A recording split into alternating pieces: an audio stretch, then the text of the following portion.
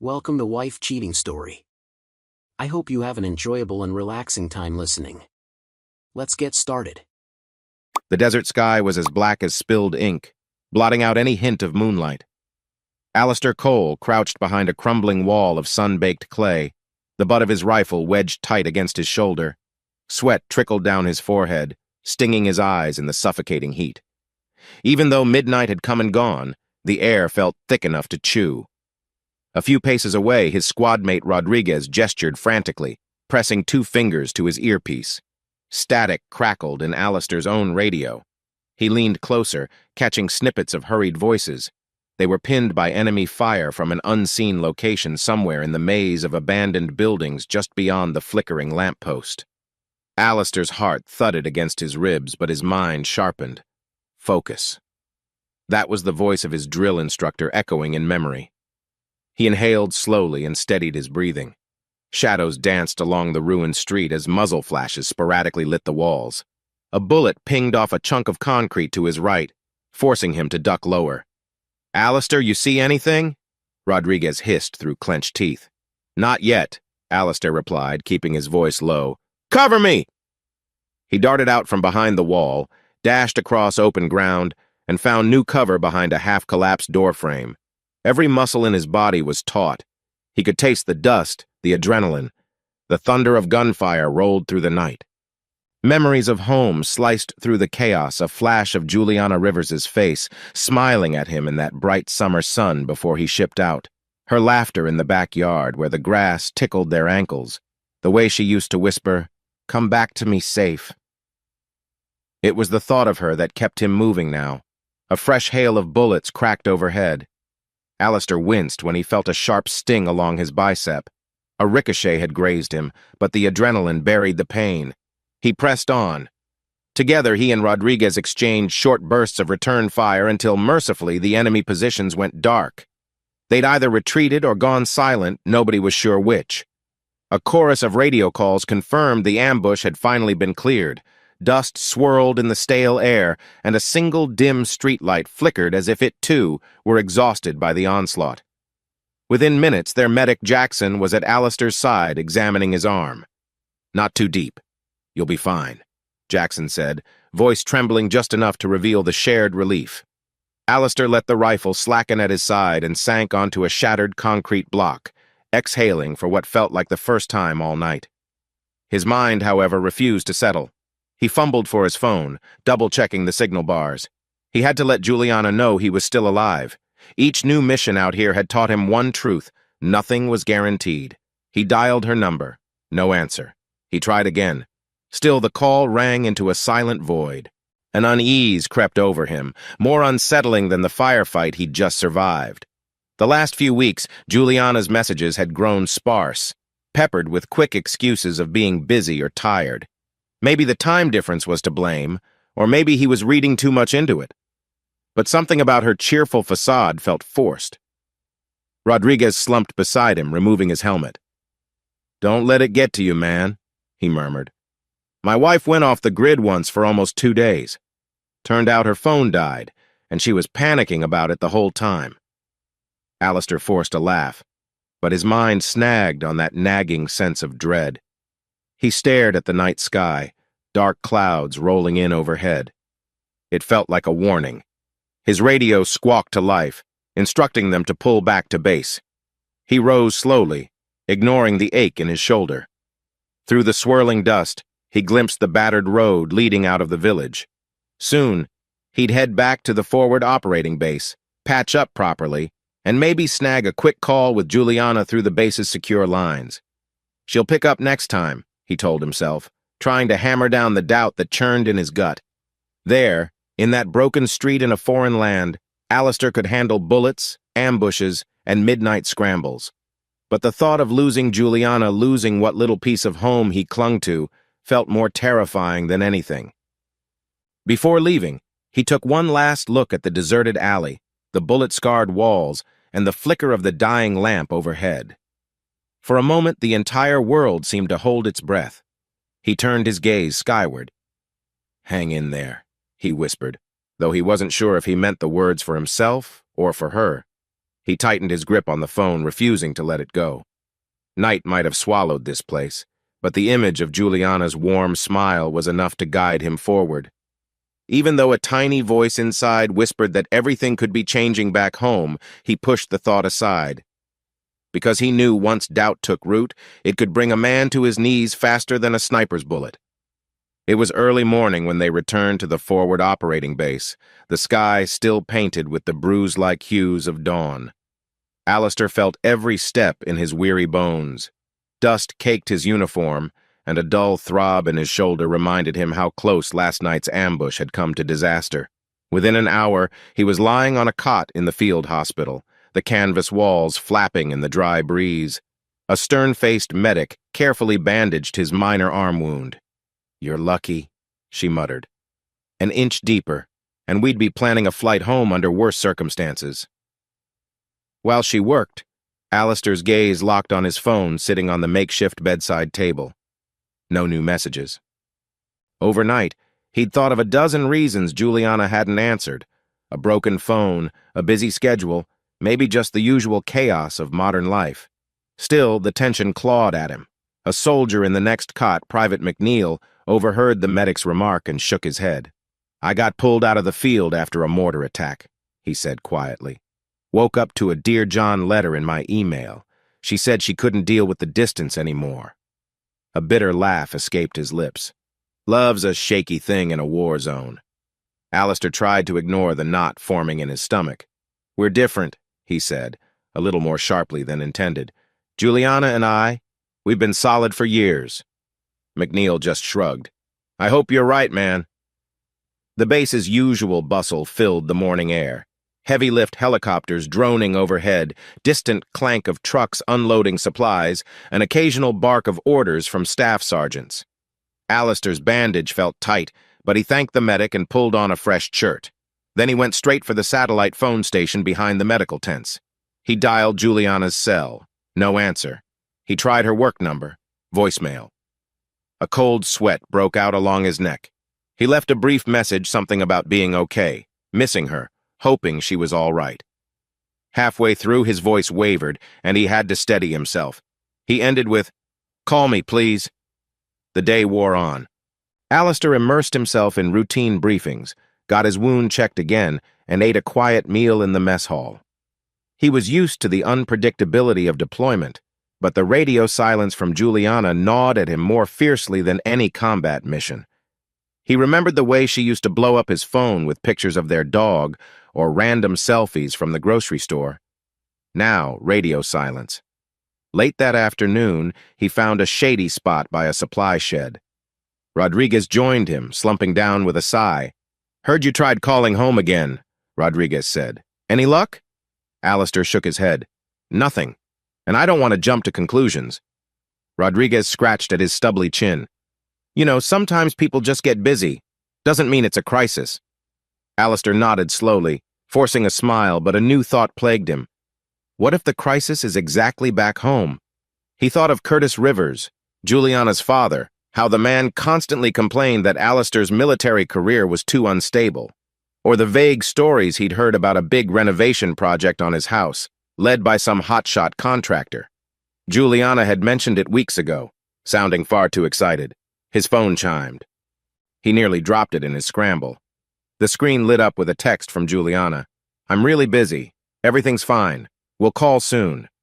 That was all. He reread that message multiple times, trying to find hidden meaning or reassurance. Instead, he felt the creeping suspicion that everything was not fine, but he tapped back a quick reply.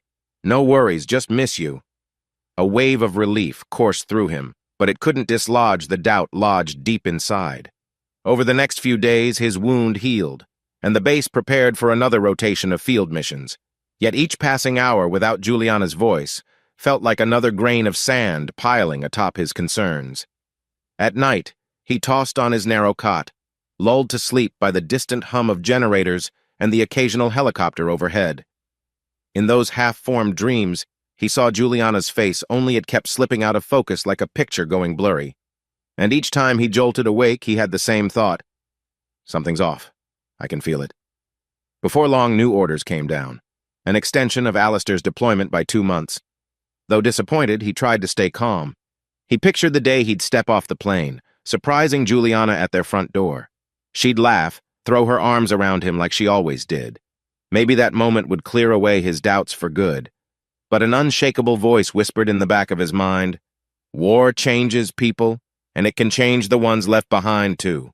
For the first time since he'd enlisted, Alistair felt truly afraid not of the bullets or mortar shells, but of coming home to a life unrecognizable, a marriage fraying at the seams. 7 weeks later, Alistair stepped onto American soil under circumstances he hadn't expected.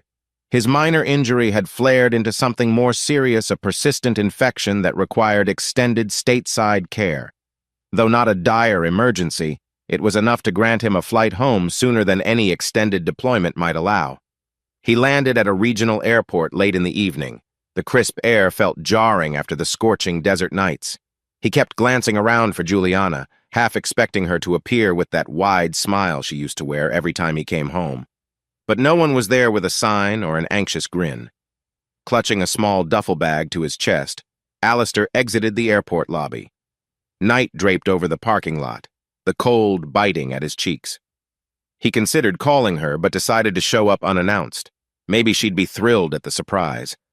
The thought gave him a flicker of hope. He had to hail a cab since none of his friends had known he'd be arriving that night. The driver was a chatty guy named Coley who asked polite questions. "Back from overseas?" "How'd it go?" Alistair answered in monosyllables, mind too occupied to form real conversation. The city lights whizzed by, an oddly comforting glow of diners and grocery stores he recognized. When the taxi finally turned onto his street, Alistair leaned forward, heart pounding. A hush fell over him. The houses looked the same, sleepy and dark, the sidewalks empty. As the cab rolled up to his address, he felt his pulse spike. The house that Juliana and he had saved for. It used to be small, with peeling paint and a squeaky porch step. But tonight, it looked different. Fresh siding, a pristine driveway, and expensive landscaping. Fairy lights twinkled along the walkway. Confusion tangled in Alistair's chest. He quietly paid the driver and lugged his duffel to the front porch. The door was unlocked odd, he thought, given how cautious Juliana was about security. He stepped inside, flicking on the hallway light. The interior was no longer the humble living room he remembered. Walls had been knocked out for an open concept. Brand new fixtures glistened overhead. The warmth of polished hardwood replaced the worn carpet. It was beautiful, but felt like a stranger's home. "Juliana?" he called, voice echoing in the spacious foyer. Silence. He wandered deeper.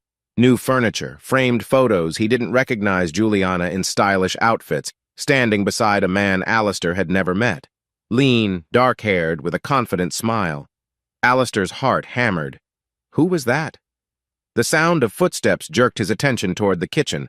A tall figure appeared in the doorway, the same man from the photos. For a beat, they locked eyes. The stranger wore a fitted button-down shirt, sleeves rolled to the elbows. Alistair noticed the faint smell of cologne, something rich and imposing. "Who the hell are you?" Alistair demanded, dropping his duffel. The man's eyebrows arched, though he kept a cool composure. "Damian Slater," he said evenly. "I didn't realize Juliana's husband was coming home tonight." Alistair's stomach churned. "Didn't realize? Why are you here? Why are you—" Before he could finish, Juliana stepped in, hugging a cardigan around her shoulders, eyes wide with panic. "Alistair, oh my God, I thought you'd be overseas for months more." His head spun.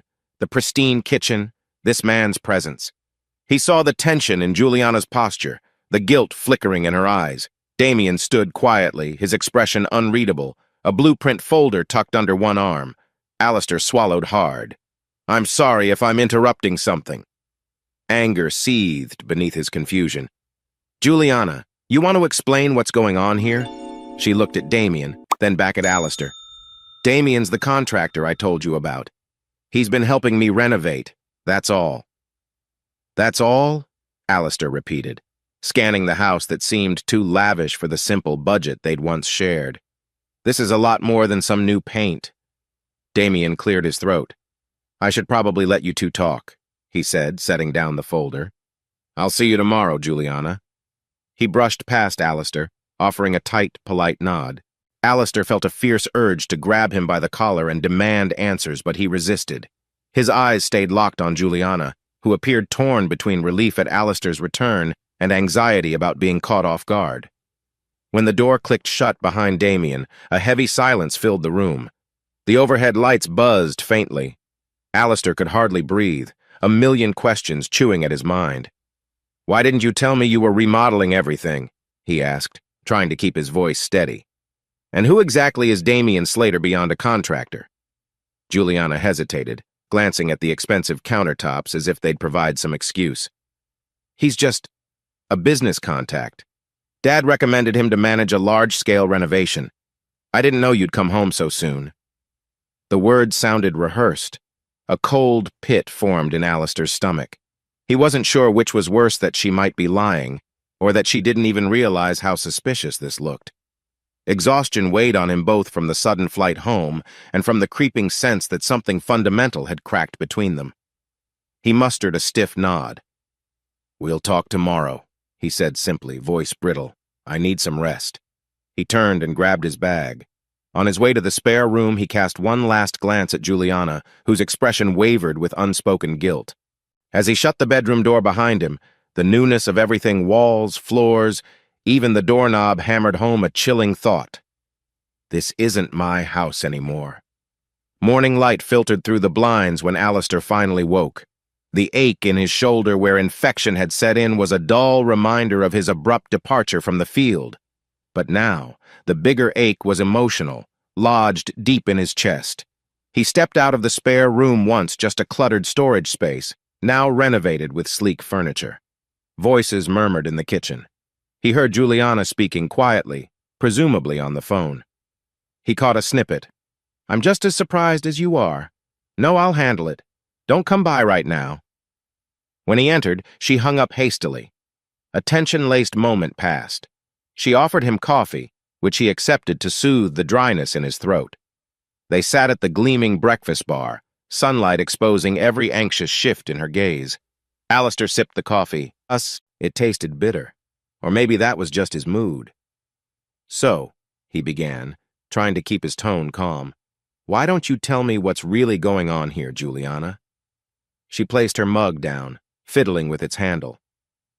"Dad's construction business was struggling," she said slowly. "And Damien's an investor, a rising star in real estate. He offered to fund the renovation project, said it'd add a ton of value to our house. I thought it was a good opportunity." Alistair nodded, but the explanation felt too neat. "And you couldn't tell me this over the phone? Or maybe mention that you were letting him practically rebuild the entire place?" "I tried," she murmured, eyes flickering to the marble floor. "It's just, you were so far away. I didn't want to burden you with money worries."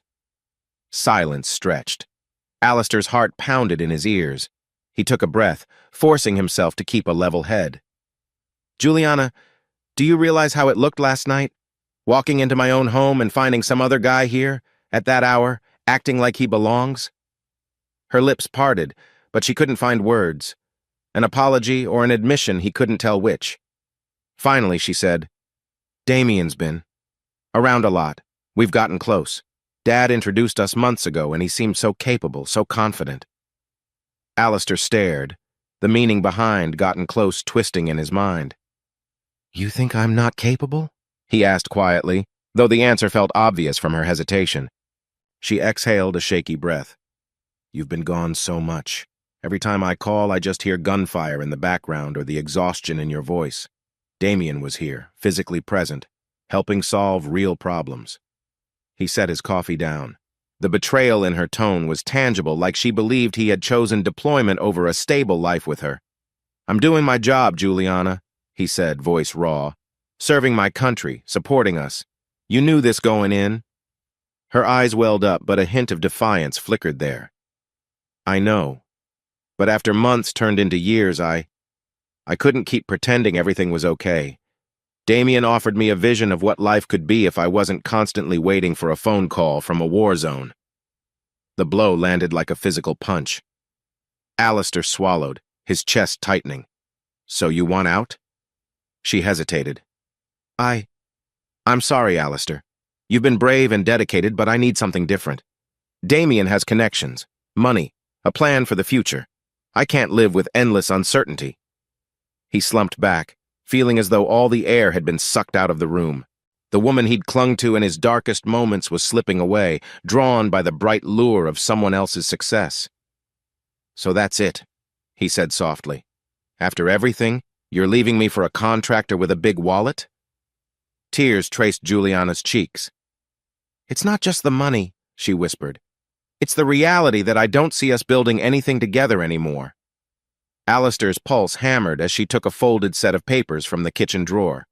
His name was on the top-page petition for divorce. She laid it on the countertop. Dad's offered a settlement, she said, her voice trembling. I know this is a blow, but I want to be fair. He stared at the divorce papers, the words blurring. The anger, betrayal, sorrow, it all merged into a wave that threatened to knock him down. For a moment, he almost lashed out with accusations or demanded to know every detail of her relationship with Damien. But as he looked into her tearful eyes, he realized it wouldn't change anything. With numb fingers, he took the papers. I guess I'm not needed here, he said, forcing the lump down his throat. Where do I sign? She reached out as if to place a hand on his arm, but he drew back. Alistair, she said softly, I never wanted to hurt you. He couldn't muster a response. He quietly packed a small bag, ignoring her pained expression. Within the hour, he was out the door, stepping into the crisp morning air that felt both freeing and suffocating. He texted his old friend Brendan Marsh, who ran a small auto repair shop on the other side of town, asking if he had a spare room or anything. Brendan replied that he had an apartment above the shop, rent-free for a while if Alistair needed it. That same day, Alistair found himself settling into a cramped apartment that smelled faintly of oil and metal polish. He dropped his duffel on the floor and stared at the cracked ceiling, mind spinning. In the span of 24 hours, he'd gone from war-torn desert to a home that no longer felt like his, discovering his wife's affections had shifted to another man with bigger promises. His phone buzzed. A text from Juliana. I'm truly sorry. I hope we can keep things civil. He deleted it without reply. The hum of hydraulic lifts and the distant clang of metal on metal resonated beneath his feet. Alistair sank onto the old futon, numb. He thought he'd faced every kind of battle overseas, but this betrayal felt like a wound that might never fully heal. Yet even in the fog of heartbreak, a spark of something flickered in him resolve. He didn't have the energy to define it yet, but he knew this. If Juliana thought he had no future, he was damn sure going to prove her wrong. A cold drizzle tapped against the corrugated metal roof of Brendan Marsh's auto shop as Alistair Cole stood by an oil-stained workbench, staring at the swirling patterns of motor fluid in a tray.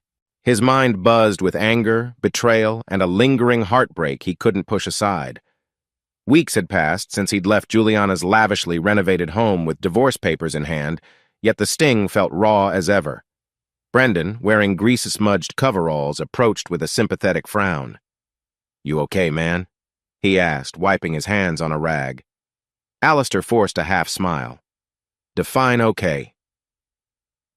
He was grateful to crash in the cramped apartment above the shop, but he felt like a ghost drifting through a life he barely recognized. Brendan nodded, tossing the rag aside. Figured as much. Let's talk upstairs. Place smells like old tires down here. They made their way up the narrow staircase, each wooden step creaking. The makeshift apartment had a sloped ceiling and a single window overlooking a deserted lot where rusted car frames waited for scrap. Alistair's duffel bag lay in a corner, half unpacked. A flickering fluorescent bulb cast a pale light over the worn furniture. Once seated at a chipped dining table, Brendan cleared his throat. Look, I've heard some stuff around town. People talk. He drummed his fingers on the table, clearly uneasy about sharing rumors. Alistair exhaled. Just spit it out. Brendan nodded. All right. Word is Damien Slater's become the golden boy in certain circles. He's got deals with city officials, invests in new housing projects, big money. Folks say he's practically unstoppable. He glanced at Alistair. And I also heard Curtis Rivers is knee-deep in debt. Damien's apparently covering it like a savior if you believe the hype. Alistair's stomach twisted. A flash of Juliana's face appeared in his mind, her anxious eyes darting when she admitted she wanted more than his life offered. He's rich, he's connected, and he's got her, Alistair said bitterly. Brendan leaned forward, voice lowering. Rumor also has it that Juliana's been attending these high society events, fundraisers, and gala dinners, always on Damien's arm. Alistair's jaw tightened. He recalled the night he came home unannounced, the sting of seeing a stranger in his own kitchen. So she's living the lifestyle she thinks I could never give her. They sat in uncomfortable silence for a moment. Rain pattered on the lone window, and a passing car splashed through a puddle outside. Finally, Brendan spoke softly. Listen, man, I get that you're angry, hurt even more, but I know you. You don't just roll over. Alistair let out a long breath, fists clenched. You're right, but I can't just walk up to Damien and start throwing punches. He'd win in court, not to mention ruin me financially. I need a plan. Brendan's gaze flicked to the battered laptop on the table. What if you dig deeper? Figure out what makes Damien Slater tick. If he's cutting corners or using shady tactics, you might expose him for the fraud he is. Alistair felt a spark within, a flicker of purpose amid the dull ache of betrayal. I have to be smarter than him, he murmured. If that means I need to learn a few new skills, then so be it. Brendan clapped a hand on his shoulder. That's the Alistair I remember always had a sharper mind than you let on. My couch is yours as long as you need it, but I think you're better off sleeping in the bed in the corner, he joked, trying to lift the heaviness. Alistair gave a short chuckle, grateful for the moment of levity. Thanks, buddy. Night crept in, and the fluorescent bulb above them buzzed more insistently. Alistair looked at the scattered divorce papers on the table still unsigned. He felt the sorrow surge again, like a fresh wound. Juliana's final blow. But there, in that cramped apartment, he decided he wouldn't let heartbreak define him. He was done letting Damien Slater and the rumors shape his narrative. If it took delving into business, finance, and every city record possible, he'd do it. Because he wouldn't allow Damien to walk away unscathed for turning his world upside down. The sun broke through the clouds the following morning, turning the puddles outside Brendan's shop into little mirrors reflecting a pale sky. Alistair sipped cheap coffee from a styrofoam cup while scanning an online course catalog. He'd discovered he could use his GI Bill benefits to enroll in classes at the local community college. As he clicked through course descriptions, accounting, business law, marketing, he felt a flicker of unfamiliar excitement. Learning new tools might be the key to dismantling Damien's shiny facade. He hadn't realized how much the discipline from his military service could serve him here, in a very different kind of battlefield. Weeks later, on a crisp Monday morning, Alistair found himself walking across the campus courtyard. The building loomed modern and bright, bustling with students clutching laptops or texting as they hurried to class.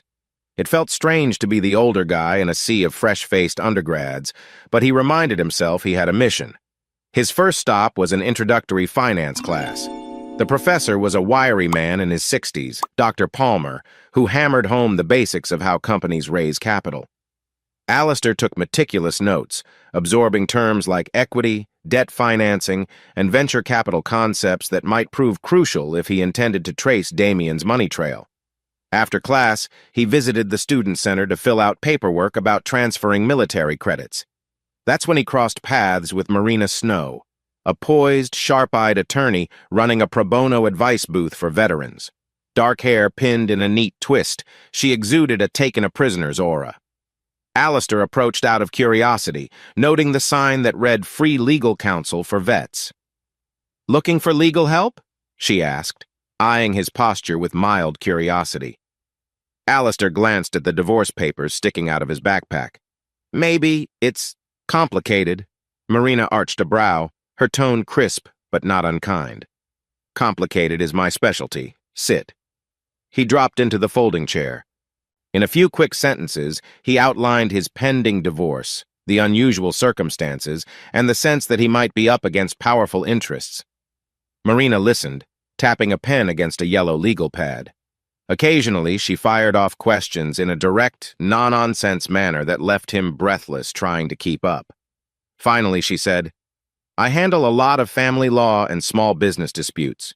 You're not the first service member to come home and find your marriage in shambles. Sorry if that's blunt, but it's common. He pressed his lips together, the sting still fresh. I appreciate honesty. Marina eyed him thoughtfully. You mentioned your soon-to-be ex-wife is connected to a high-profile contractor. If he's pushing for certain financial arrangements, that could affect your divorce settlement. Alistair set his jaw. I'm less worried about the settlement, and more worried about how to fight back legally if things escalate. Her pen stilled. Fighting back meaning. He hesitated. I'm building something. An idea, really. Tactical gear. Or maybe some specialized services for law enforcement. Something that uses my background. I want it legit from the ground up. But eventually I'd like to stand toe-to-toe with men like Damian Slater, call them out on their corruption. Marina's lips curved into a faint smile. Ambitious. But I can respect that. If you decide to start your own company, I can help you file the legal structure. LLCs, patents, trademarks, you name it. Just keep me in the loop. He nodded, an unexpected surge of confidence flooding him. Deal. As he stood to leave, Marina handed him a business card. I'll be in touch about your divorce, too. Let's keep it clean and above board, no matter how personal it feels. Outside, the fall wind brushed against Alistair's face, carrying a hint of wood smoke from a nearby grill station. With a few crisp leaves crunching underfoot, he realized he had more than heartbreak fueling him, he had a direction. If Damian Slater represented hollow success, Alistair would become the opposite. Authentic, principled, and quietly unstoppable.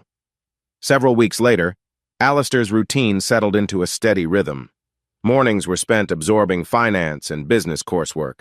Afternoons, he pored over spreadsheets or scoured public records to piece together Damian Slater's financial footprint. Evenings, he retreated to Brendan's apartment, brainstorming next steps for the tactical gear idea. On a rainy Wednesday afternoon, he headed downtown where old brick buildings lined the streets. The City Hall archives offered open records on construction permits, property transactions, and business filings, a treasure trove, if one knew where to look.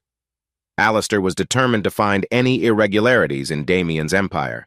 He hunched over a microfilm reader, scrolling through documents at a snail's pace.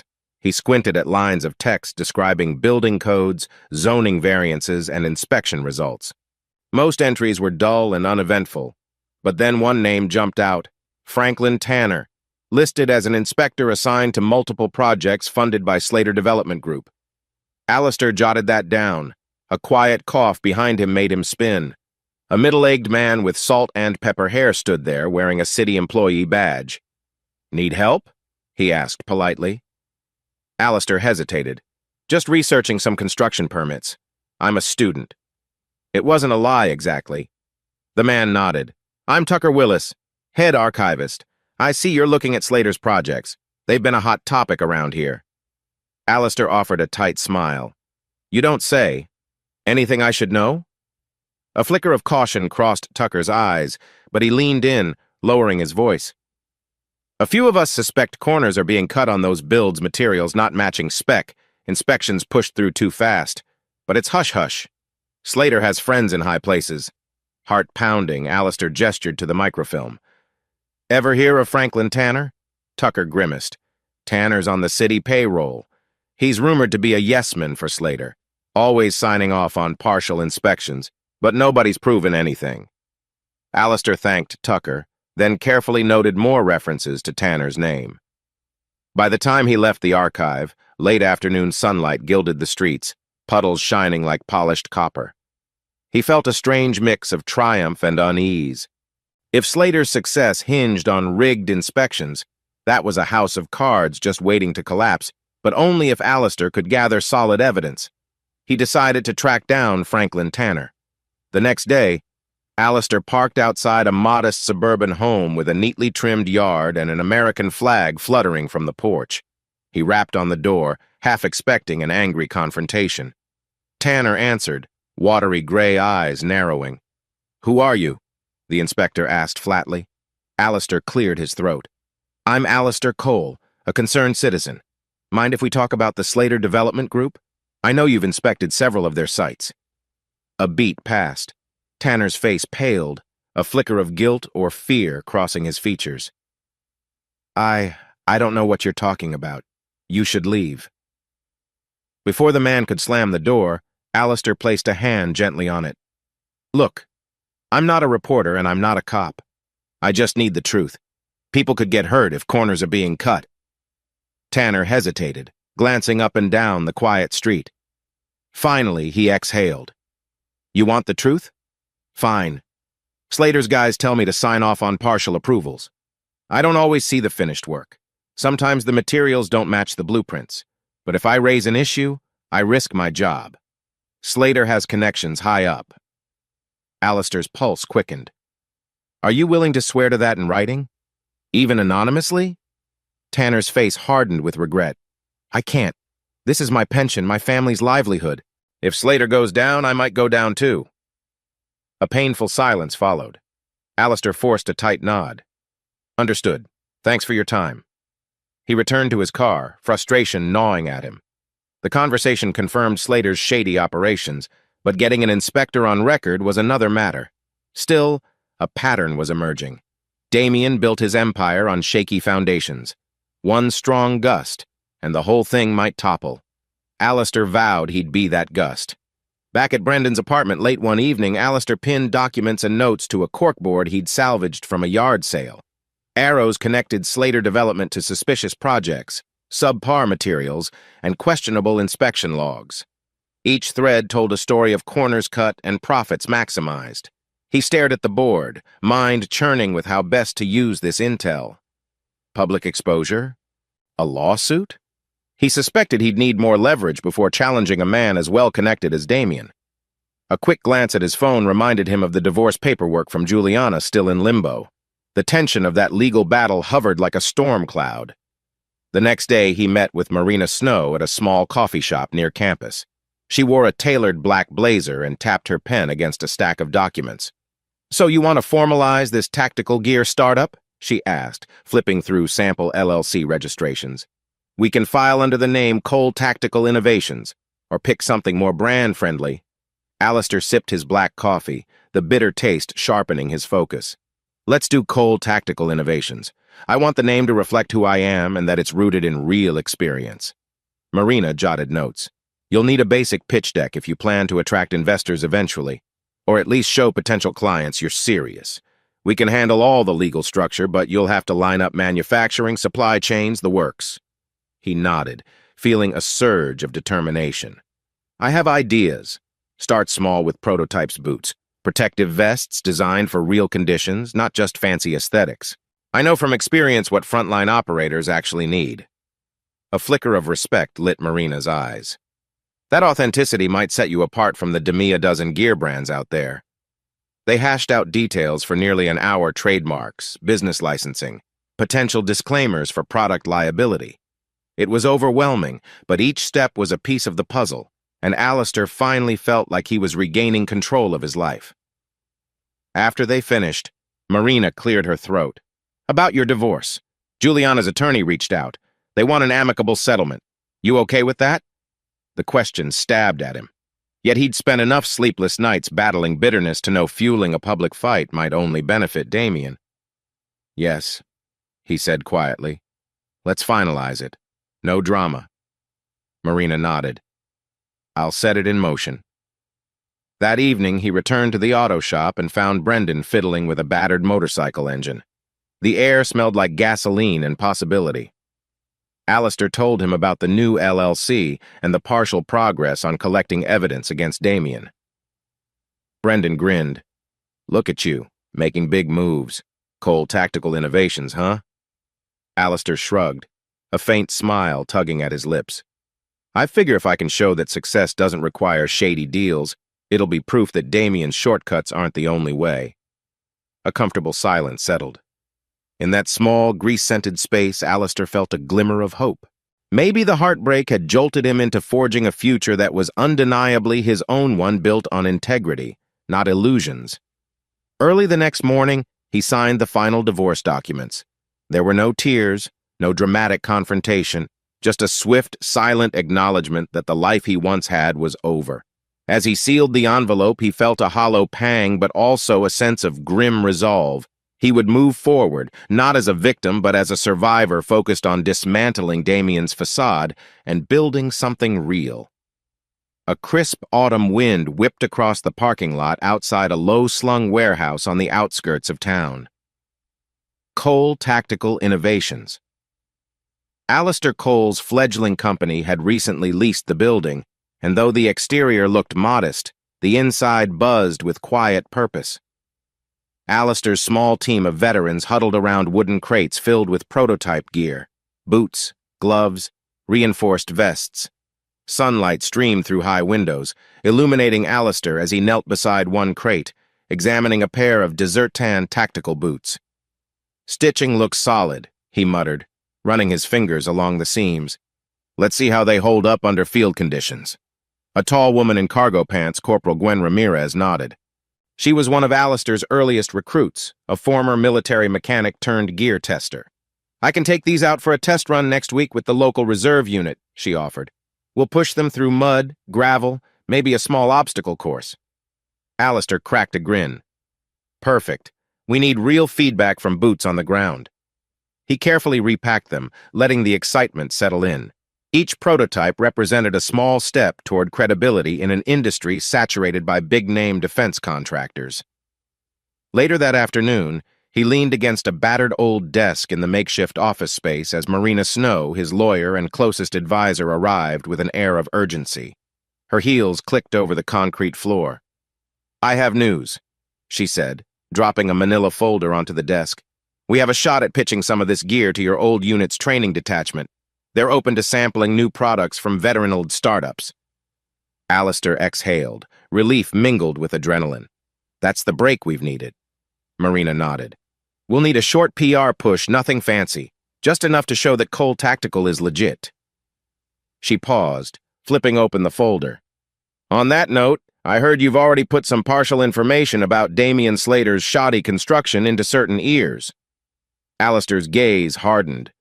He recalled the discreet meeting he'd had with a local journalist named Shelby Lomas, a keen reporter from the River County Chronicle. "I gave her enough to sniff around," he admitted, "but not enough to put my name on it. Right now, I want to rattle Damien's cage, not wage open war." Marina considered him carefully. "Shelby's no lightweight. If she digs up solid proof, it'll be a real headache for Slater. Just be aware, once the press starts poking, Damien will retaliate." Alistair nodded, a faint pang of unease in his chest. "I'm counting on that. Let him underestimate me." A few days later, the River County Chronicle ran a small but noticeable piece about questionable construction practices in the region. Shelby didn't name Damien directly. She merely cited an influential developer with possible ties to hurried inspections. Still, the rumor mill kicked up dust. Politicians dodged questions. Building inspectors tightened lips. Yet Damien Slater himself dismissed the article in a brief press statement, calling it baseless speculation. Sipping coffee in Cole Tactical's break area, Alistair read the piece online. The little flicker of press coverage was modest, but it felt like a spark in a dry forest. This is the first strike, he thought. Damien's scornful tone meant he wasn't taking it seriously yet. That suited Alistair just fine. Standing near him, Gwen Ramirez gestured at the article on his phone. "That's Slater, right?"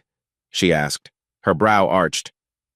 "They won't name him, but anyone paying attention knows." Alistair gave a tight nod. He's used to pushing people around with money and connections. We'll see how he fares when the public eye is on him. With prototypes rolling out to Alistair's old military contacts and rumors starting to swirl about subpar construction deals, the stage was set. Alistair felt the tension thrumming, like a distant drumbeat urging him forward. He knew this was only the beginning, and for now, he was content to let Damien laugh off the warning shots, unaware of the storm gathering around him. The next week brought a flurry of activity to the newly christened Cole Tactical headquarters. Outside, golden leaves tumbled across the asphalt, and a chill breeze hinted at winter's approach. Inside, forklifts shuffled pallets of materials, while computers hummed with incoming orders for small-scale tactical accessories. Alistair wiped sweat from his brow after helping unload fresh shipments of ballistic fabric. Just then, Grant Tucker, A tall, wiry foreman with a sun-worn complexion stepped into the loading bay. Alistair recognized him from a construction site photo pinned to his own Damian Slater corkboard.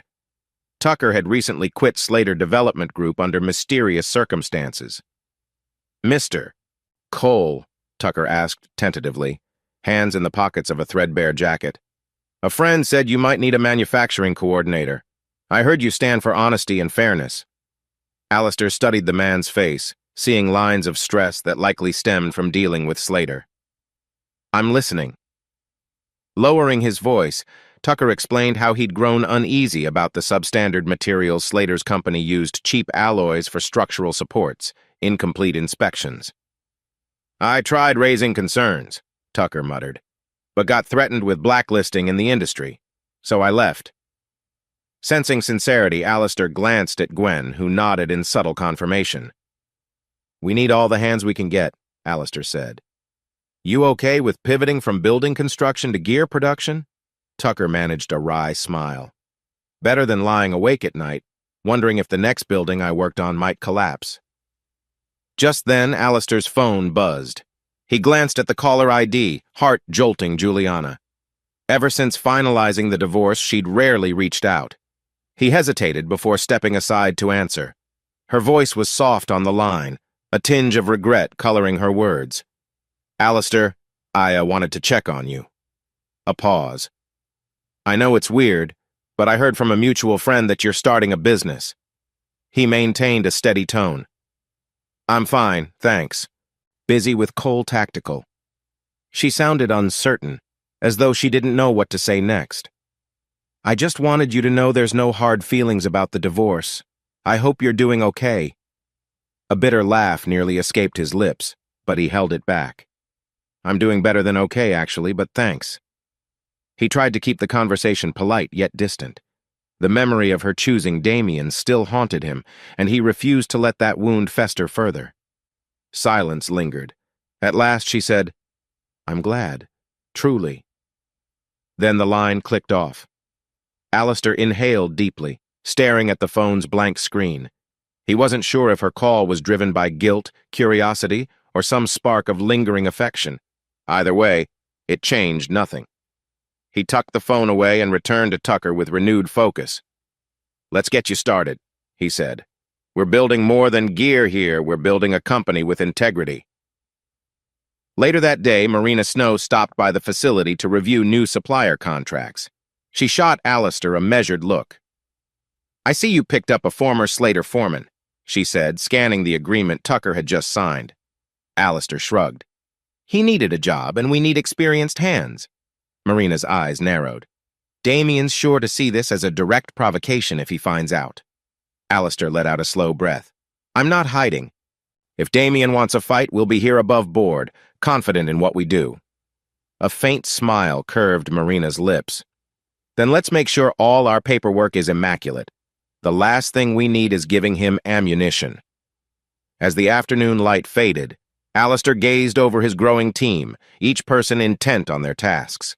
A sense of camaraderie filled the space, a shared drive to create something real and dependable. Yet beneath that surface hope, he felt a tremor of concern. Every new ally was also a new risk and open door for Damian to probe, manipulate, or threaten. Still, Alistair refused to be cowed. The more people who believed in a better path, the stronger his stance against the shady empire Damian had constructed. And if Juliana's call hinted at any regret for choosing that empire, it only confirmed that Alistair's path, though harder, was the right one. On a drizzly afternoon, the local news blared on a TV perched in Cole Tactical's break room. An urgent bulletin cut through the regular programming. "Major accident at a Slater Development construction site downtown. Multiple injuries reported." Alistair and Gwen crowded around the screen as grainy footage appeared, paramedics loading stretcher-bound workers into ambulances. The half-built commercial complex loomed in the background, scaffolding twisted like a child's broken toy. A scrolling caption read, "Structural failure suspected. Investigations pending." Alistair's gut churned. He recognized that site. Tucker had once hinted it used inferior steel supports. Gwen exhaled sharply. "Damn, people got hurt because of Slater's greed," she spat. All day the media fed updates. 3 workers hospitalized, possible code violations, calls for deeper investigation. By evening, Marina Snow arrived in a rain-soaked trench coat, brandishing a folder stuffed with documents. Her eyes gleamed with tension. "This is our moment," she said, voice grim. "Journalists and regulators are swarming.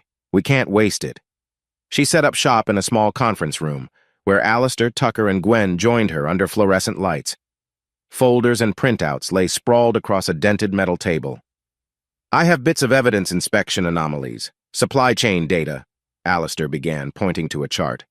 "But I need direct ties linking Slater's top management to falsified reports." Tucker leaned forward, clasping his hands. "I saved some personal emails, texts too, from Slater's project managers telling me to skip final checks. It might not be smoking gun proof, but it's a start." Marina flipped through the papers. "Combine that with the materials data from our previous leads, and we can paint a compelling picture of deliberate negligence." A hush followed as they realized the gravity of what they were doing. This wasn't rumor or petty payback workers' lives were at stake, and some had already paid the price. Alistair's resolve hardened. "We pass this on to Shelby Lomas," he said, referencing the journalist. "She'll bring the facts to light, and I'll make sure the right people at the Building Commission see it too." That night, the warehouse's fluorescent glow burned long after dark. Computers hummed as scans, emails, and files zipped across servers. Marina carefully framed the narrative into a concise, legally sound package. By midnight, Alistair found himself staring at a half-written text to Juliana, some impulse to warn her. After all, her father, Curtis Rivers, might be entangled financially with Slater, but he deleted the draft. She made her choice, he told himself. At dawn, the River County Chronicle's website ran a breaking story by Shelby Lomas. "Unsafe at any price. Insider documents reveal systemic negligence in prominent development firm."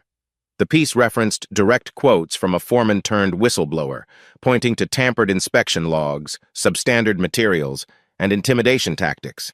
Radio stations picked it up. Local TV followed suit. Within hours, the city's mayor called for a formal investigation. Alistair watched the media storm rage from the corner of Cole Tactical's meeting room. A subtle satisfaction warmed his chest. He wasn't celebrating the injured workers, of course, but that Slater's empire might finally face real accountability. Marina kept her phone on speaker so they could hear the flood of calls from attorneys, regulators, and anxious citizens. Damian Slater hadn't made a statement yet, though social media swarmed with speculation. Some pinned blame on Slater, others accused unscrupulous subcontractors. "Whew," Gwen murmured, peering at the TV in the background. "He's got to be furious, probably suspecting your hand in this." Alistair nodded, tension threading his posture. "He can suspect all he wants. I'm not out in the open yet." Outside, the gray sky began to brighten, hinting at a sunrise that might prove stormy for Damian Slater. This was the catalyst Alistair had waited for, the moment public scrutiny turned harshly on Slater development. And though Alistair felt a pang of concern about the injured workers, he also knew there was no turning back. Damian Slater's press conference erupted onto every news channel 2 days later. The setting was a polished hotel ballroom, chandeliers casting bright reflections off a sea of camera lenses. Viewers across the county watched as he strode to the podium, face like chiseled marble tents, proud, furious.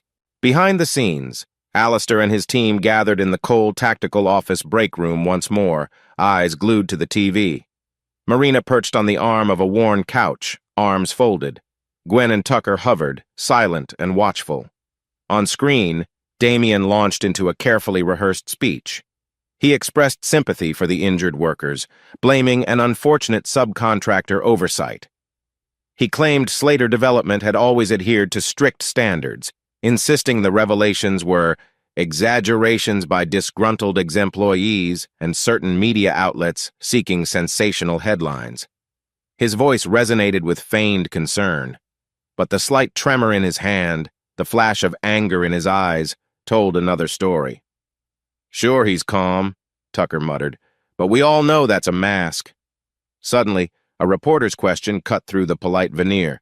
"Mr. Slater, can you respond to allegations you pushed for incomplete inspections to save costs?" Is it true you threatened staff who objected? Damien's smile wavered. In that split-second hesitation, Alistair recognized a man scrambling to maintain his grip. No, Damien finally said. These are malicious distortions. My record stands for itself.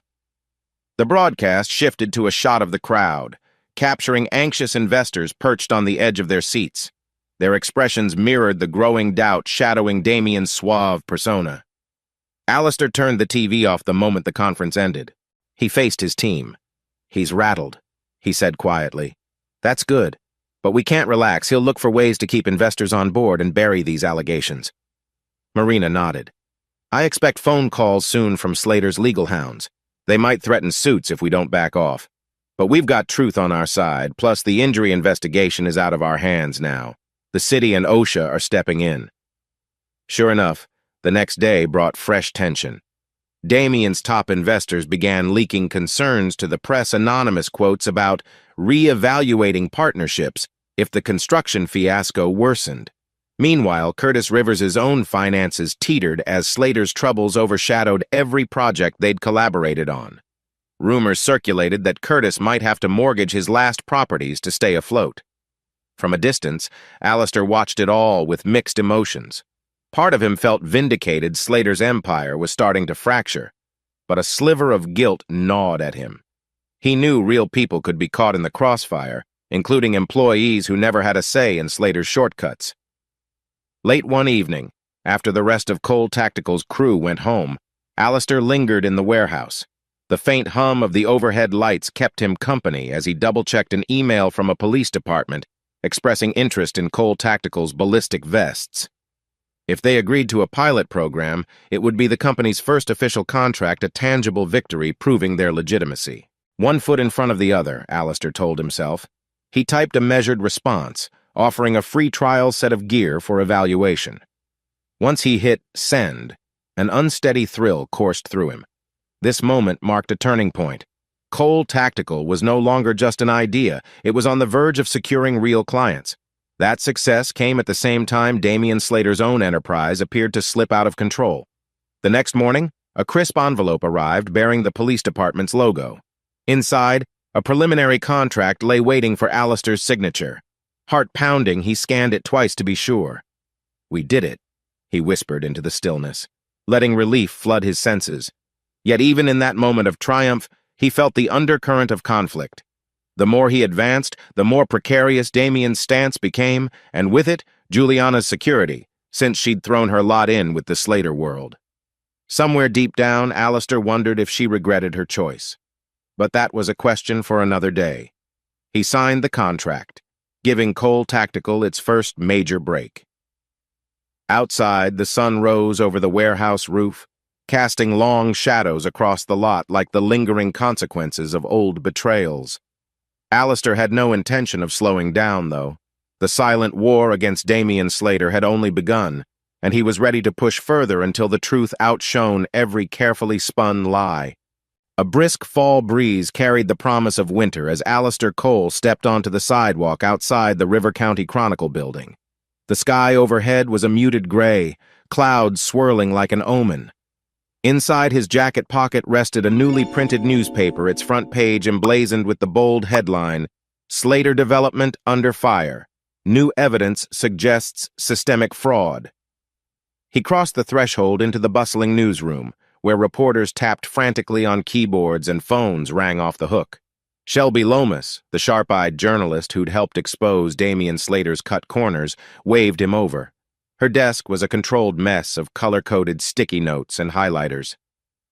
Your tip about those hidden bank transfers paid off, she said, voice low with excitement. The forensic accountants found multiple shell companies linked to Slater. It's bigger than just skipping inspections. He's been misusing investor funds. Alistair nodded, heart-pounding. It was surreal to see Damien's secrets laid bare for the public. So it's all out in the open now? Shelby lifted the newspaper. Yep, enough for official investigations to snowball. Investors are furious. She thumbed through the article. It's not just about the substandard materials. It's about fraud at the highest level. That morning, local TV stations followed suit, featuring coverage of Slater's unethical empire. By midday, the rumor mill confirmed that key investors were pulling out of Slater Development Group. Stock prices for affiliated companies plummeted. Online forums buzzed with talk of possible class action lawsuits. The speed of the fallout took even Alistair by surprise. He retreated to Cole Tactical's office to find his team huddled around a laptop streaming a live press briefing.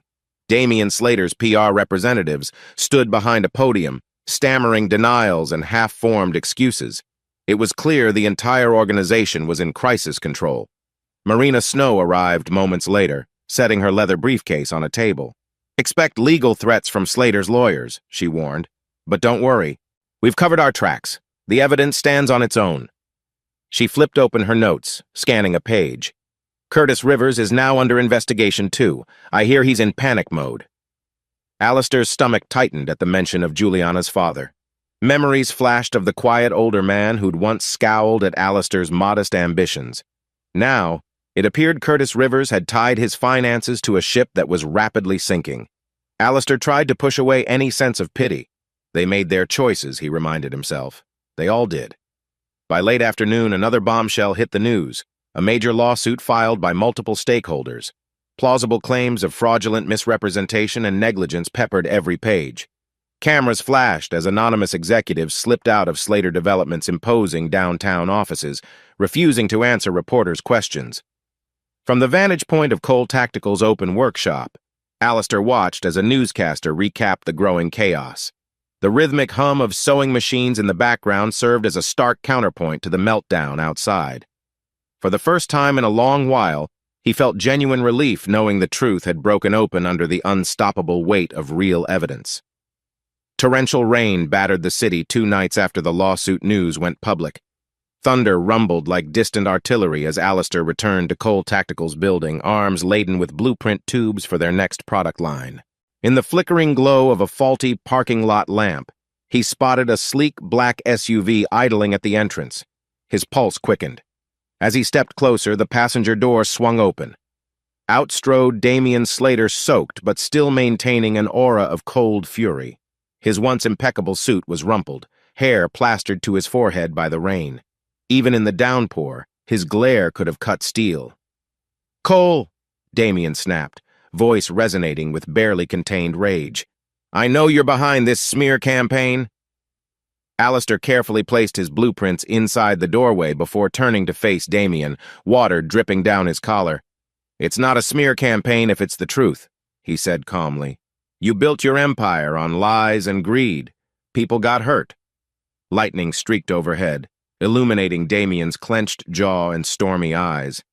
"What gives you the right to destroy everything I've worked for, all because you couldn't handle losing your wife?" Alistair's chest tightened, but he forced a steady breath. "This stopped being about Juliana a long time ago. It's about your corruption, your shortcuts. You dragged her father into it.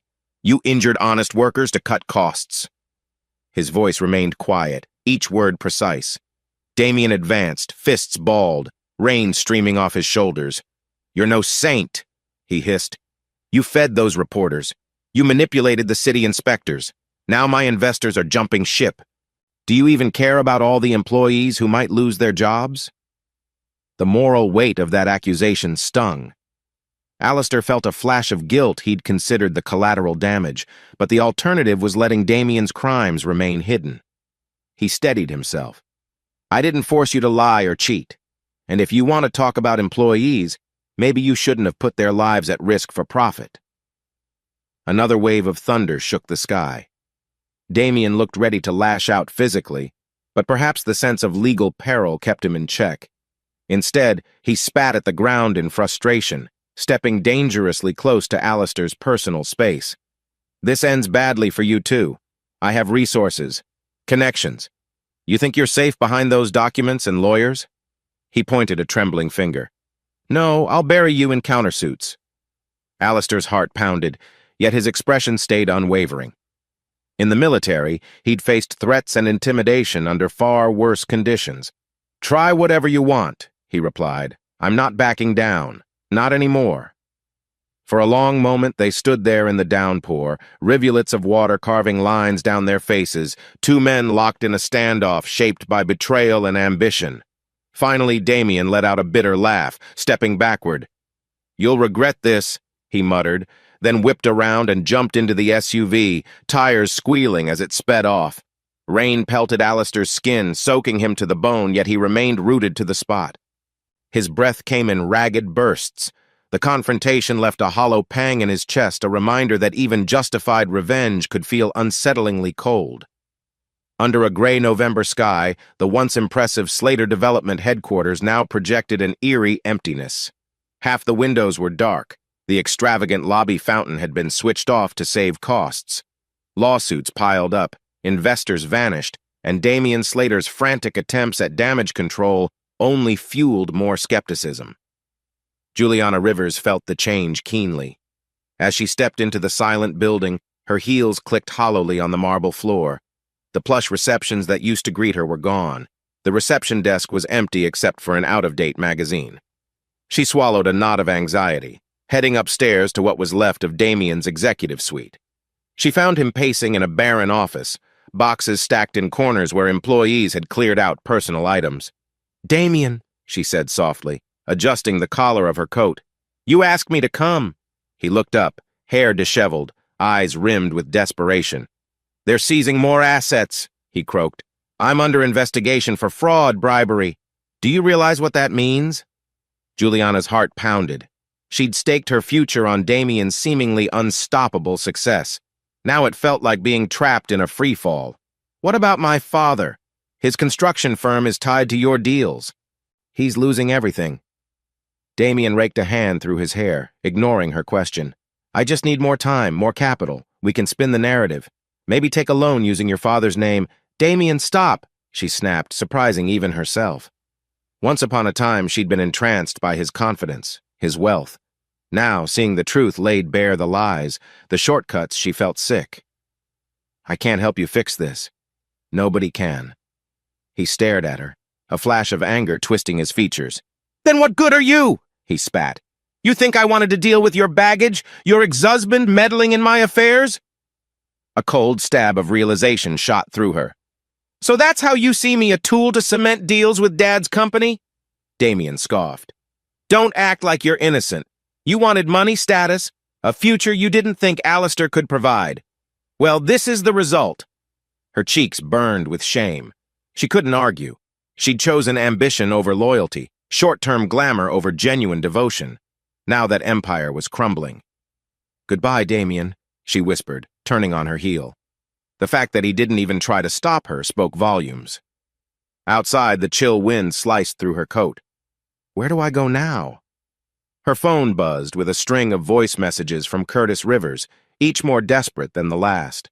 The bank was threatening foreclosure on his properties. The city was investigating their joint ventures, all because they'd trusted Damien Slater's quick wealth approach. Stricken, Juliana found herself back on the sidewalk, eyes brimming with tears. The glamorous life she'd flaunted, charity galas, fancy dinners had evaporated. The man who'd promised her everything was poised to lose it all, possibly even facing jail time. She didn't know where else to turn. With trembling fingers, she dialed Alistair's number. He answered, his voice carefully neutral. "Juliana?" She swallowed. "Alistair, I just wanted to say I'm sorry. For everything." Her breath caught in her throat. "You were right about Damien, about Dad's finances, about all of it." A heavy pause stretched through the line. "I'm sorry you got hurt," he said quietly. "But you made your choice." Tears rolled down her cheeks. "I know. I was wrong. I don't expect you to forgive me." For a moment, all she heard was the wind on his end, maybe the faint hum of machinery in the background. Finally, he spoke, voice subdued. "I hope you find a better path, Juliana. That's all I can say." She shut her eyes, tears blurring her vision. "Goodbye, Alistair." Then the call ended. She stood there on the cold street, the weight of her regrets settling like lead in her chest. In the days following the explosive media revelations, Damien Slater's downfall accelerated at a breakneck pace. Multiple fraud charges landed on his desk, city officials suspended his building permits, and half his projects ground to a halt. Investors launched lawsuits to recover lost capital, while news outlets churned out daily updates on the scandal. Meanwhile, Cole Tactical Innovations experienced an unexpected surge in positive buzz. Disillusioned with Slater's unethical methods, local business owners admired Alistair Cole's steady commitment to honesty and quality. Even the city council, hoping to foster real growth, reached out to discuss potential collaborations, though Alistair kept a cautious approach. On a brisk morning, Alistair sat in a small conference room near the warehouse's production floor. Across from him was Captain Regina Doyle of the state's National Guard, her crisp uniform reflecting the overhead lights. Marina Snow was seated at Alistair's side, scanning contract documents with a keen eye. Captain Doyle tapped her pen thoughtfully. "We've tested your ballistic gear with a small unit over the last month. Results were impressive. The durability and comfort outshone our current suppliers." Alistair nodded, trying to keep his composure steady. Inside, adrenaline thrummed. A contract here would be huge, possibly more significant than the local police deal. "We're proud of our R&D. Our mission is to keep men and women safer in real conditions." Marina leaned in. "Captain, if you have any concerns about manufacturing capacity or delivery timelines, we can arrange a phased rollout to ensure top quality." Doyle smiled slightly. "That shouldn't be necessary. Our procurement committee is prepared to move forward with a state-level contract for your tactical vests, boots, and gloves, assuming you're ready to scale up, of course." For a split second, Alistair thought he'd misheard. Then relief and excitement washed over him. "We can handle it," he said, voice firm. "We'll meet every standard you set." They spent another hour hashing out details. By the time the paperwork was signed, Alistair felt a momentary rush of triumph. This wasn't just a minor deal. It was a regional contract that would catapult Cole Tactical to the next level. Stepping outside, he found Gwen Ramirez and Grant Tucker waiting, eyes alight with curiosity. "Well?" Gwen pressed. Alistair held up the signed agreement. "We've done it," he said, exhaling shakily. "We just landed the biggest contract in our company's short history." Cheers erupted, echoing through the metal-clad building. Employees emerged from behind workstations, gathering with bright smiles. This was more than just a business milestone. It felt like a collective victory over the shadow that Damian Slater had cast. That afternoon, word leaked that Damian might be negotiating some last-ditch sale of assets to stave off complete bankruptcy. Meanwhile, Curtis Rivers, who faced deep debts and legal scrutiny, discreetly reached out to Alistair through a brief phone call. In a subdued tone, Curtis admitted he might need help salvaging parts of his family's business. It was clear the older man had been forced to confront how deeply Slater's corruption ran. Alistair listened with polite detachment. He didn't gloat, didn't lash out. Instead, he took the old man's request under consideration, ending the call with a simple promise to think about it. When he hung up, a strange calmness settled over him. This was the revenge he'd once craved, but it no longer felt like raw vengeance. It felt more like the natural outcome of his quiet patience and unwavering integrity. Long after the rest of the team went home, Alistair lingered in the warehouse, the overhead lights casting soft halos on the production floor. He moved among the rows of finished gear, gently resting a hand on a newly assembled tactical vest. Reflecting on the tumultuous months, he understood that the best form of revenge was building something genuine. Slater's empire had rotted from within. Cole Tactical's foundation stood strong. Outside, dusk settled, painting the horizon with gentle purples and oranges. Alistair stepped through the metal door, breathing in the cool evening air.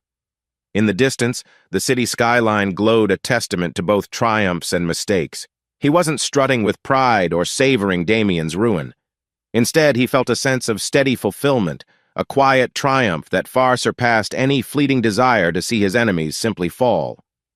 A crisp dawn broke over Oakwood County, illuminating the old industrial district where Cole Tactical Innovations had established its main facility. The aftermath of Damian Slater's downfall rippled through the local economy. Some smaller subcontractors folded, while others desperately searched for new opportunities. Into that vacuum stepped Alistair Cole. Standing atop a makeshift viewing platform, Alistair peered down at a section of fenced-off land. The morning light gilded rows of half-demolished warehouses, skeletal remnants of Curtis Rivers's once thriving construction empire. The air smelled of wet concrete and hope. Alistair's phone buzzed with a call from Curtis Rivers. Hesitating only a moment, he answered. Cole speaking. Curtis's voice wavered with reluctant humility. I'm here by the old North Ridge building site. Thought you might come by to see how we could salvage it. Alistair glanced at the distant crane looming over the half-collapsed structure. I'm already here, he said quietly, watching sparks fly as a demolition crew cut through rusted beams. Let's talk. Minutes later, Curtis appeared, sporting a battered windbreaker instead of his once impeccable suit, the lines on his face etched deeper from stress and regret. They walked together through debris-strewn corridors, the echo of crumbling metal their only soundtrack. This project was supposed to be my retirement security, Curtis murmured, kicking a stray chunk of concrete. Damien had big plans for turning it into high-end condos. Now everything's tied up in legal wrangling. His gaze drifted to the partially collapsed roof. I can't fix it alone. Alistair folded his arms. He recalled the days when Curtis belittled his ambition. Yet here they stood, ironically united by the wreckage Slater had left behind. What exactly do you want from me? Curtis squared his shoulders, voice dropping. Your manufacturing expansion needs storage, shipping lanes, maybe even additional production lines, right? We still have foundation permits. If we partner, you could repurpose these structures for Cole Tactical and give folks new jobs. Above them, a crow soared against the golden sky, its harsh caw echoing across the lot. Alistair considered the scope of what Curtis proposed. This place is huge, he said, gesturing at the sprawling property. Could be turned into a modern facility with a distribution center, maybe research labs. Curtis nodded, relief flickering in his eyes. Exactly. We can rebuild in a way that helps both of us and the town. Alistair knew the idea made sense. They would rescue a failing construction site, create local employment, and expand Cole Tactical's capacity. But a swirl of old resentments tugged at him. Forgiveness isn't automatic, he reminded himself. Still, he saw the sincerity in Curtis's worn face. Finally, he spoke. I'm not doing this to bail you out, Mr. Rivers. I'm doing it to help the workers who didn't deserve Slater's mess. If we strike a deal, it'll be on fair terms. Curtis offered a curt nod. Understood. They shook hands amid the broken concrete, forging a fragile alliance. By midday, word spread that Alistair Cole and Curtis Rivers were collaborating on a redevelopment project, one aimed at reviving Oakwood County's industrial zone. Public reaction was mixed. Some lauded Alistair as a local hero stepping up. Others doubted whether Curtis deserved a second chance. Yet as bulldozers cleared rubble and workers arrived to sign up for new jobs, a fresh energy coursed through the town. For the first time in ages, the community felt an upswing and opportunity to rebuild rather than mourn what had been lost. Sunlight poured in through tall windows in Cole Tactical's conference room, warming the metallic surfaces of prototype gear arranged on a central table. Outside, the new R&D wing buzzed with construction teams reinforcing the renovated space. Sparks flew from welding torches, sending tiny starbursts into the crisp autumn air.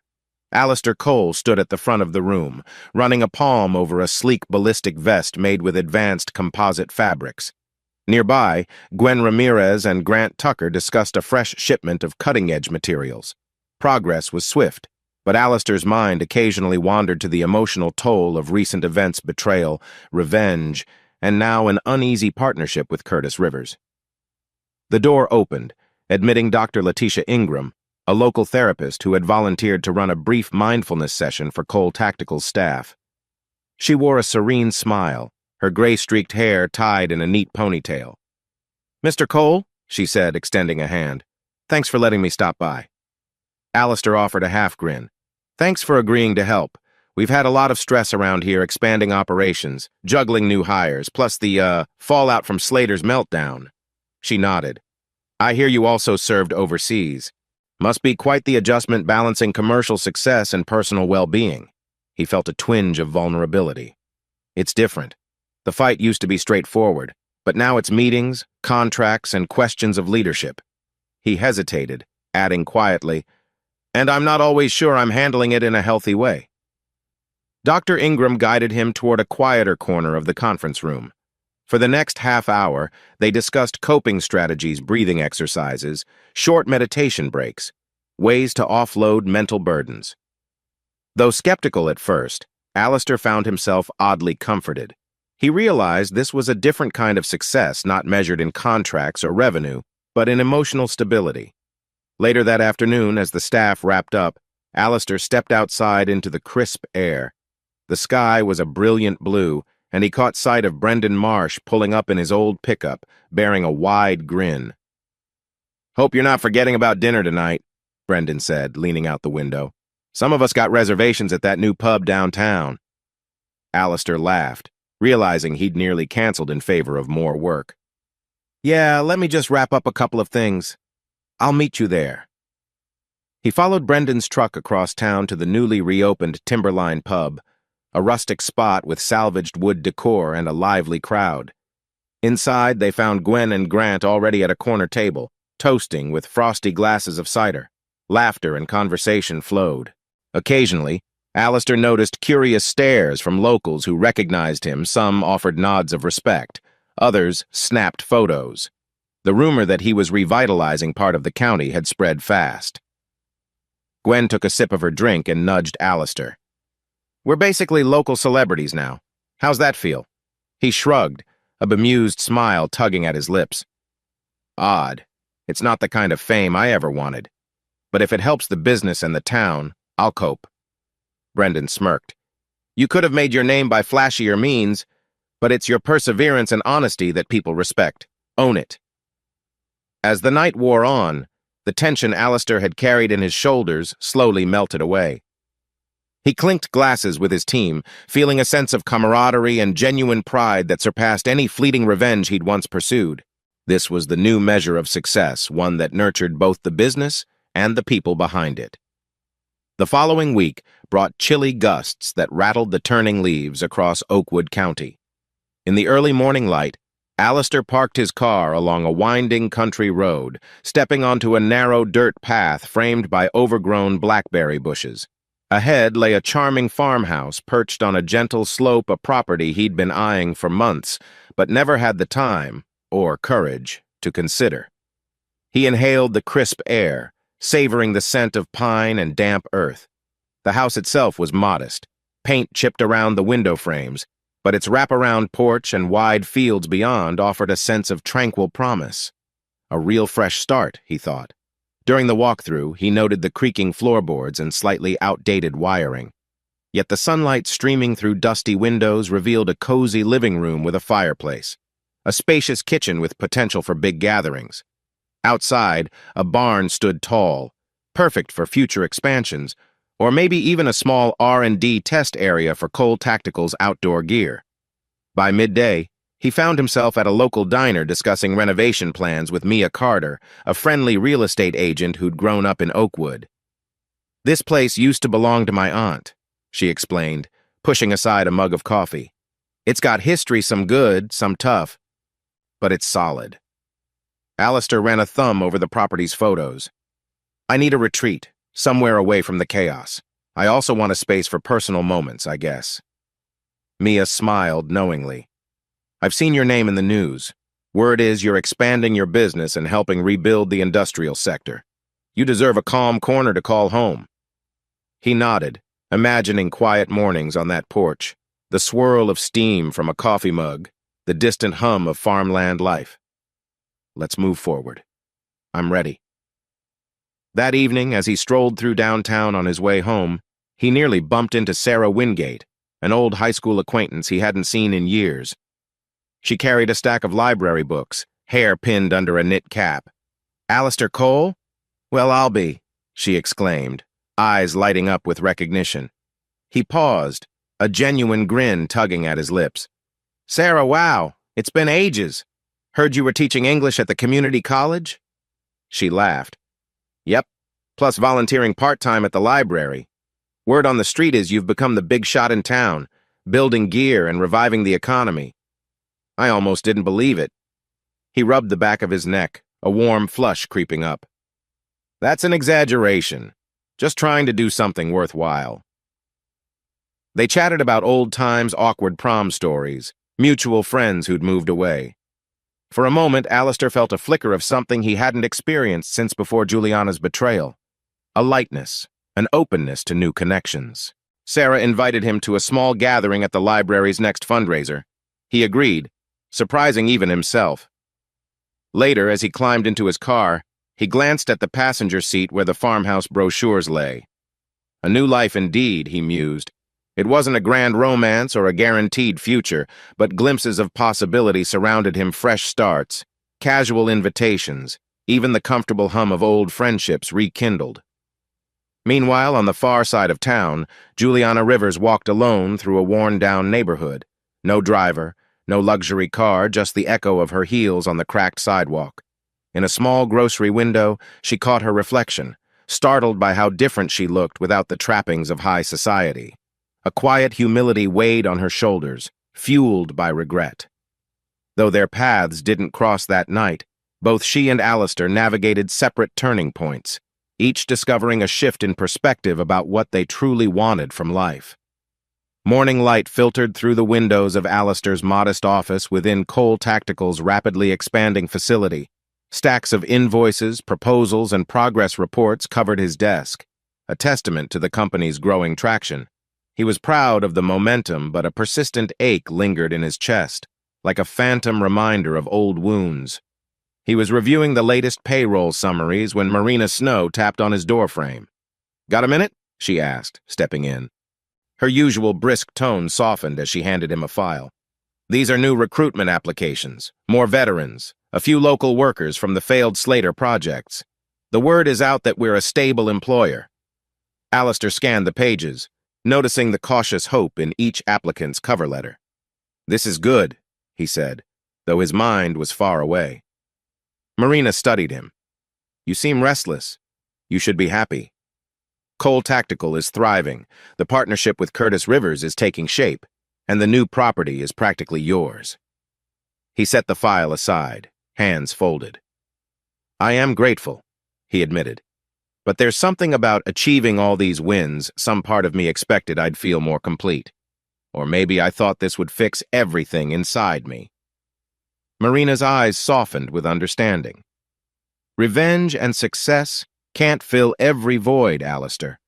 You've built a stable future, yes, but you've also sacrificed a lot: personal relationships, time, maybe some parts of yourself." Later that afternoon, he found himself wandering the production floor, greeting workers and checking on machinery. Everyone admired him. "Hey, boss," they'd say, beaming at the man who'd provided them with steady jobs amid the post-Slater chaos. Yet as he returned each smile, he sensed a distance between them. They saw him as a symbol rather than a friend. Exiting the facility, he strolled around the construction site for the new distribution center, stepping cautiously over mounds of gravel. In the crisp sunlight, he spotted Curtis Rivers conferring with a foreman, both wearing hard hats. The older man waved Alistair over, and they exchanged a brief, cordial update on building progress. Curtis hesitated before saying, "I know I've said it before, but thank you for giving me a second chance. I don't deserve it, but I appreciate it." Alistair nodded, remembering the bitterness he once harbored. "We're here to rebuild more than just buildings. We're trying to heal a community." His voice resonated with a weary sincerity. He parted ways, feeling a mix of relief and lingering emptiness. Twilight cloaked the town in a purple glow as Alistair drove home. The roads were lined with half-barren trees, their leaves scattered like golden confetti. At a red light, he glanced in the rearview mirror. He barely recognized his own reflection, calmer, more confident, yet carrying the weight of too many battles. Once parked outside his temporary apartment, he would close on the farmhouse soon, he climbed the stairs and sat on the small balcony. The cool air nipped at his skin, stars blinking to life overhead. Beneath that vast sky, his thoughts spun of Juliana's betrayal, Damien's ruin, the toll of revenge, and the sense that all these achievements hadn't fully restored his sense of self.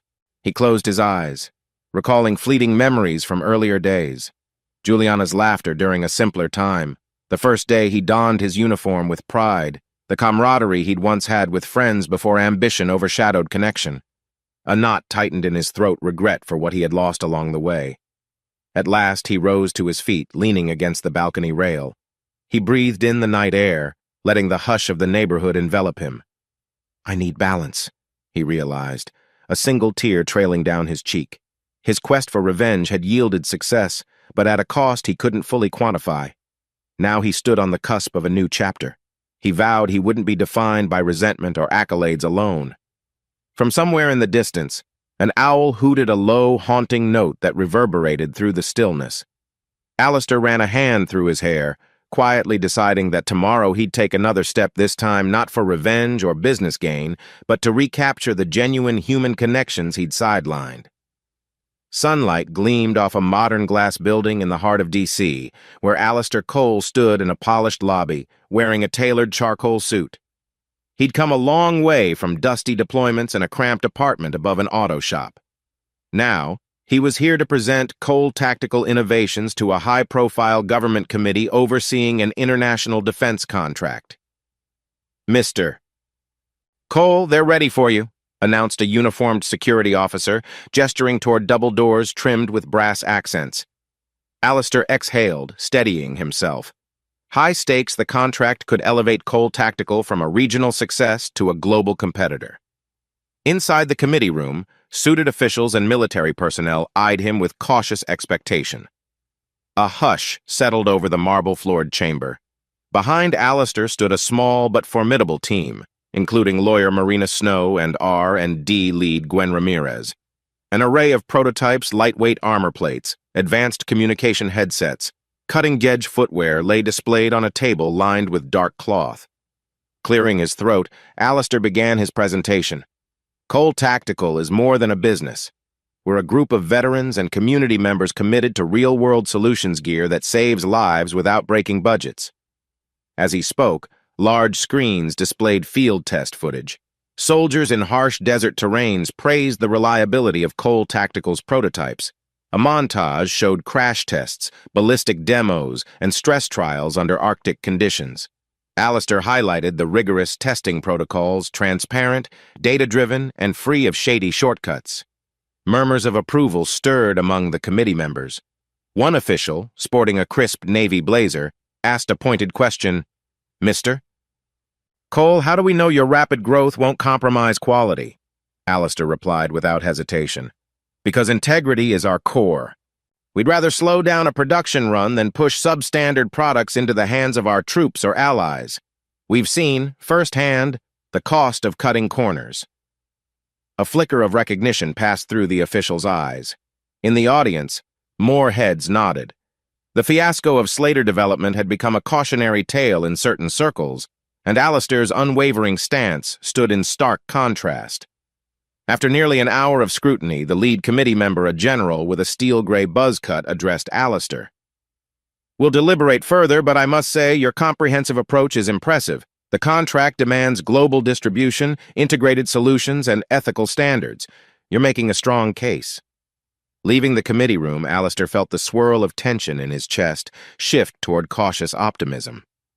Outside, he paused on the sidewalk, the winter air cold against his cheeks. "We did all we could," Marina said softly, adjusting her scarf. "Now we wait." He nodded, glimpsing the Capitol dome in the distance. No matter the outcome, he was proud of how far they'd come, from a small warehouse in Oakwood County to this polished forum.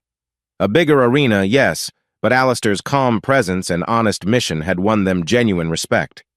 Days later, Alistair was back in Oakwood County when he received an unexpected call from the district attorney's office. Damian Slater had been arrested on additional fraud charges tied to offshore accounts. Investigators had finally gathered enough evidence to proceed. Photographs of him gaunt-faced, flanked by officers, blanketed the local news. Alistair sat in his office, phone in hand, as the DA's representative confirmed. "Mr. Slater is facing up to 20 years if convicted on all counts. There's talk of a plea deal, but it won't spare him prison time." He exhaled slowly, remembering Damian's early bravado and the heartbreak he'd caused. So this is how it ends. The sense of triumph was oddly muted, overshadowed by relief that the chapter was closing legally and morally. That same afternoon, Cole Tactical's front desk buzzed with an unexpected visitor, Juliana Rivers. She arrived wearing a modest winter coat, her once sleek heels replaced by practical boots. The receptionist looked uncertain, but Alistair instructed them to let her through. In a glass-walled meeting room, they sat across from each other.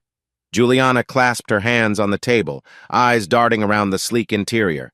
"I remember when you had nothing but a few crates in an empty warehouse," she said softly. "Now you're kind of a big deal." Alistair inclined his head, his expression carefully neutral. "I've been working hard. Oakwood's been good to me." She managed a small, apologetic smile. "Yes, it has. I, wanted to see if we could collaborate, or at least if I could volunteer somehow.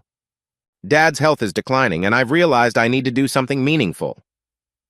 Alistair frowned slightly, curiosity piqued. "Volunteering in what sense?" She pulled out a folder of documents. "I've been in contact with a few non-profits that help families of injured construction workers, people Damien's shortcuts affected. I figure if you're planning philanthropic efforts, maybe I could lend a hand, help coordinate grants or community outreach." Part of him hesitated, worried this was an attempt at personal redemption. But he also recognized her sincerity. The arrogant sparkle in her eyes had faded. Humility now shaped her posture and tone. "I'm open to exploring it," he said. "We're starting an internal program soon, aimed at helping veterans transition into construction and manufacturing." Juliana's gaze flicked to the ringless place on her left hand. She swallowed. "Thank you," she whispered. "I know you owe me nothing, but I'd like to help rebuild what Damien destroyed." Their conversation ended without any sweeping emotional display, just a quiet, tentative agreement that old wounds shouldn't stop them from doing good. When she left, Alistair stood by the lobby windows, watching her walk out under the pale winter sun. He couldn't ignore the swirl of memories, but he also sensed the final threads of the past beginning to unravel. Damien facing prison, Juliana attempting redemption, and Alistair forging ahead with clarity. Days turned into weeks, and news soon arrived.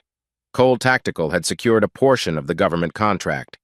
They weren't the sole supplier, but they'd be delivering specialized gear to Allied forces overseas, a win that confirmed their legitimacy on the international stage.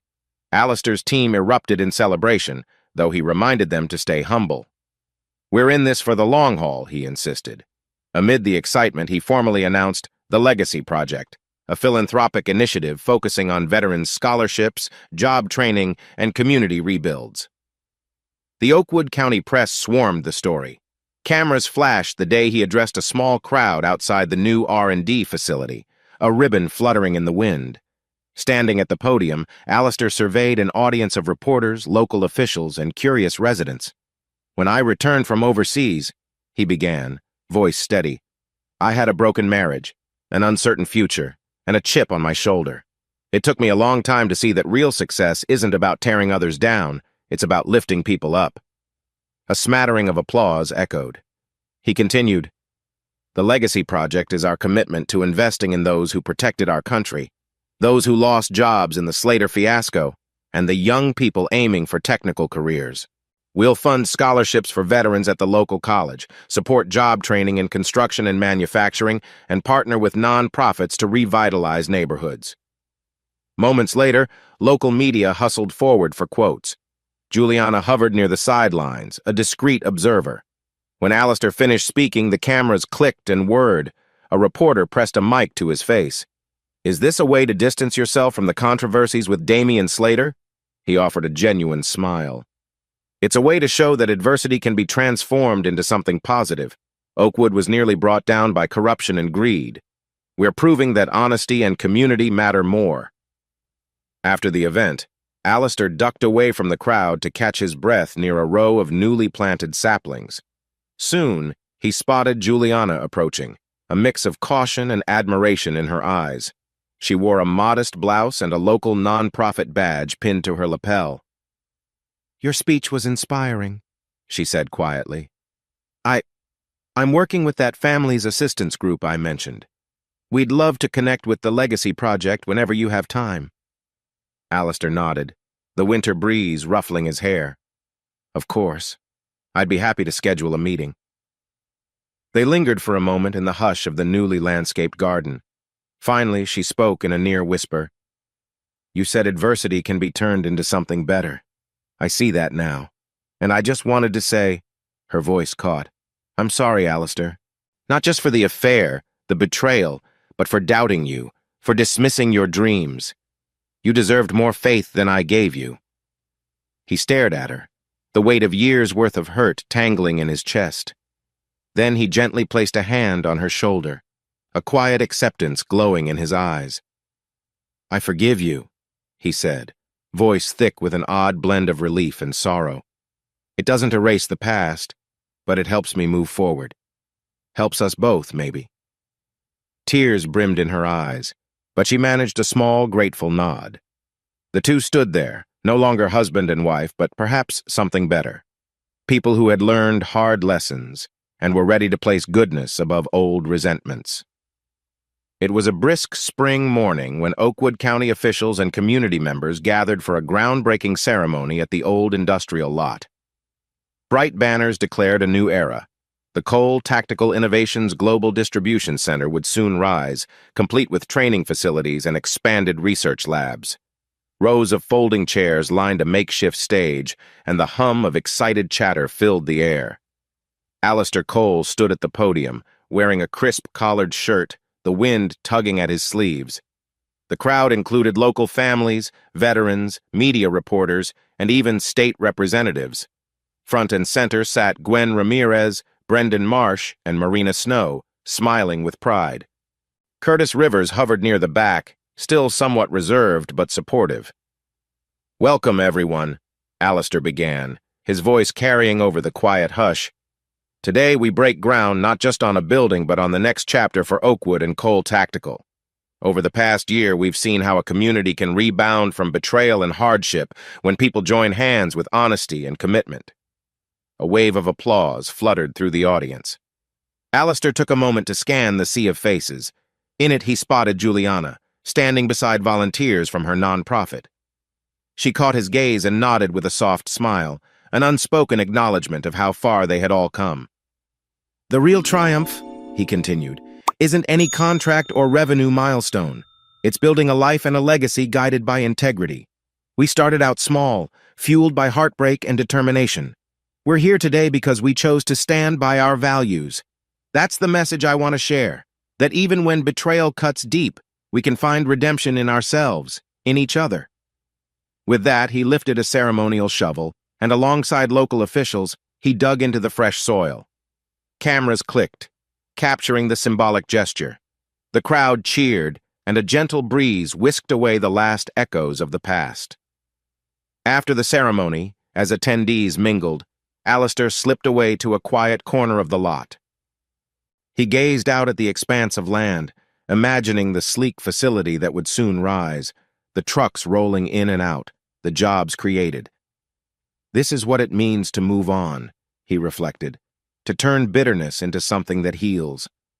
Soft footsteps approached. It was Sarah Wingate, the old friend who'd invited him to library events months ago. She grinned, offering him a bottle of water. Quite the speech, Mr. CEO. Feeling good about the future?